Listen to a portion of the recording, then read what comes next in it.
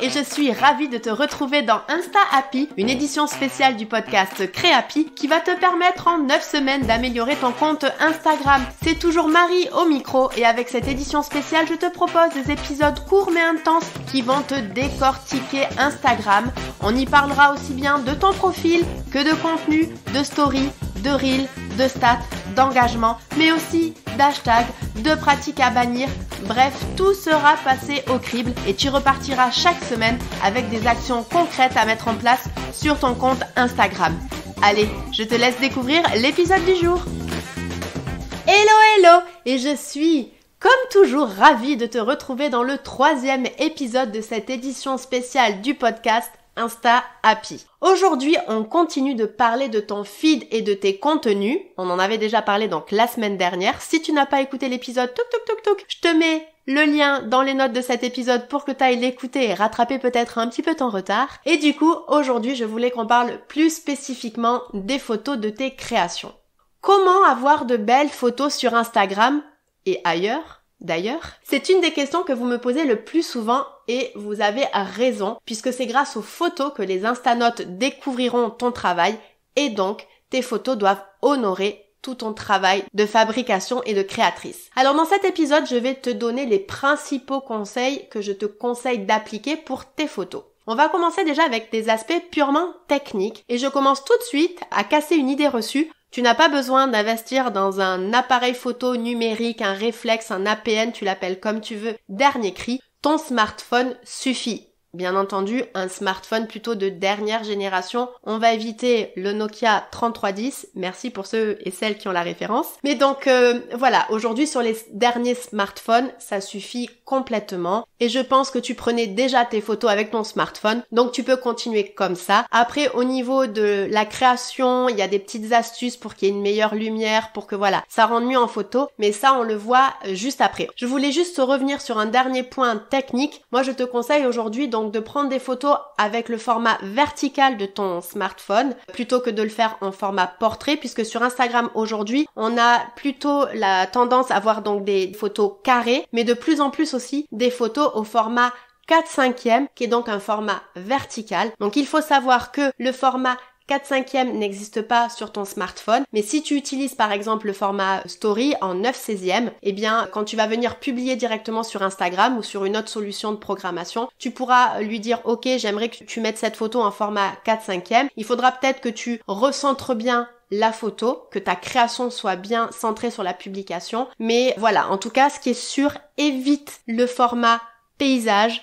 Et le format carré aussi se perd de plus en plus. Mais tu sais quoi, ça c'est un sujet un petit peu technique. Si tu as envie de creuser, j'avais fait un épisode de podcast où je parlais vraiment de fond en comble des formats Instagram. Et donc je te mettrai le lien de ce podcast dans les notes de l'épisode. Ok, alors maintenant que les aspects techniques sont vus, je te propose qu'on passe aux règles pour avoir de belles photos sans investir ni dans un appareil de pro, ni dans du matos de pro. Déjà, premièrement, respecte la règle des tiers. Donc soit tu en as peut-être déjà entendu parler, donc je vais vite développer ce conseil-là. Donc là en fait l'idée c'est quand tu prends une photo, c'est d'avoir ton cadre divisé en fait en 9 parties égales, donc avec 2 lignes horizontales et 2 lignes verticales, et en fait de placer aux intersections ou le long des lignes les éléments forts de ta photo, par exemple ton produit, ta création. Et donc, soit tu peux imaginer donc de créer ces 2 lignes horizontales et verticales, mais sinon aujourd'hui sur les smartphones, on a la possibilité d'activer ces grilles. Donc moi je t'invite à les activer et comme ça quand tu prends ta photo, tu peux venir positionner donc les éléments forts de ta photo au niveau des intersections ou le long de ces lignes aussi bien horizontales que verticales. Deuxième conseil, favorise plutôt une lumière naturelle. Ça sera plus doux, il y aura moins d'ombre, par exemple qu'avec la lumière de ta lampe finalement, qui elle va amener vraiment des ombres plus tracées, la lumière sera plus dure. Donc pour ça, je te conseille vraiment de faire ta séance photo dans une pièce lumineuse près d'une fenêtre. Et si vraiment tu peux en manquer, n'hésite pas peut-être à investir à ce moment-là dans une ring light ou dans des lumières artificielles, mais qui ne sont pas comme des ampoules, qui vraiment justement retranscrivent la lumière naturelle. Ensuite, hyper important, troisième conseil, c'est de faire la mise au point au bon endroit. Vraiment, la mise au point doit être faite sur l'élément le plus important de ta photo pour qu'il n'apparaisse pas flou. Donc, idéalement sur ta création et pas sur une petite fleur ou une petite branche qu'on pourrait trouver derrière ta création. Voilà, donc vraiment par rapport à ça, sur smartphone, en plus, c'est pas compliqué. Il suffit de tapoter sur l'écran à l'endroit où tu veux que se fasse la mise au point.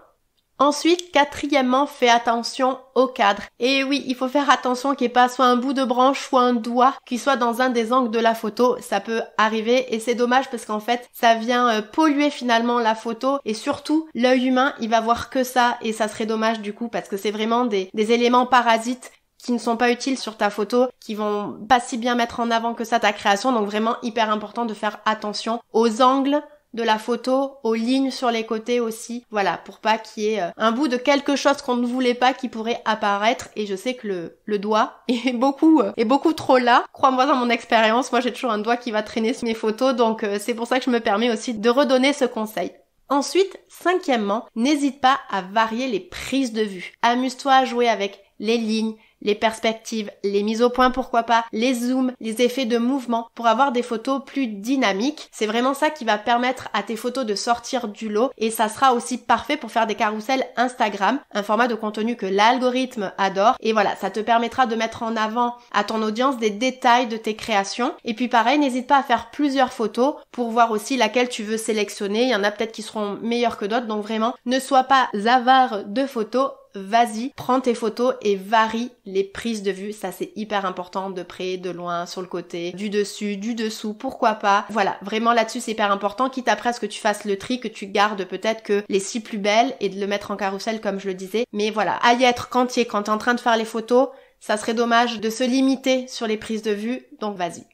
Septièmement, je te conseille d'avoir une mise en scène harmonieuse et similaire à chaque photo pour qu'on se souvienne de toi et que ça apporte la fameuse harmonie à ton feed dont on parlait la semaine dernière. Donc par exemple, tu peux avoir toujours le même environnement, le même fond photo, les mêmes objets qui viennent agrémenter ton produit pour qu'il ne se retrouve pas non plus tout seul sur la photo et que, encore une fois, ça ne fasse pas catalogue produit. Et petite astuce, si tu crées des petits produits, tu as des sites internet qui te permettent d'acheter des fonds photos qui ressemblent à une vraie mise en scène et ça coûte franchement pas très cher. C'est le site Pastry and Travel et encore une fois, désolé pour mon accent et je te mettrai le lien dans les notes de l'épisode.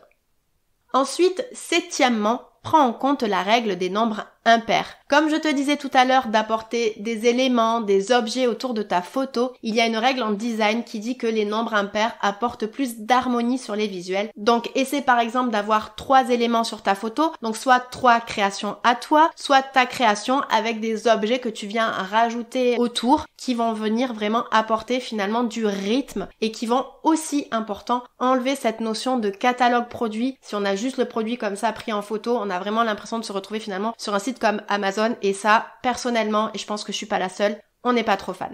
Et enfin, dernier conseil, alors là c'est pas un conseil à appliquer mais plutôt à éviter, fais attention aux filtres. Je sais qu'à une époque, c'était la mode sur Instagram d'appliquer des filtres photos tout faits qu'on pouvait acheter pour quelques euros ou qu'on même on pouvait trouver gratuitement et c'est vrai que ça rendait les feeds harmonieux. Mais attention, que ça ne vienne pas dénaturer les couleurs ou la texture de ton produit. Donc vraiment, tu peux l'utiliser, mais il faut vraiment pas que ça vienne enlever finalement de la qualité à ton produit ou que la personne, quand elle l'achète, elle l'a vu plutôt pastel et elle le reçoit, il est plutôt rose. Le client sera pas content, donc faut faire attention vraiment sur l'usage de ces filtres photos.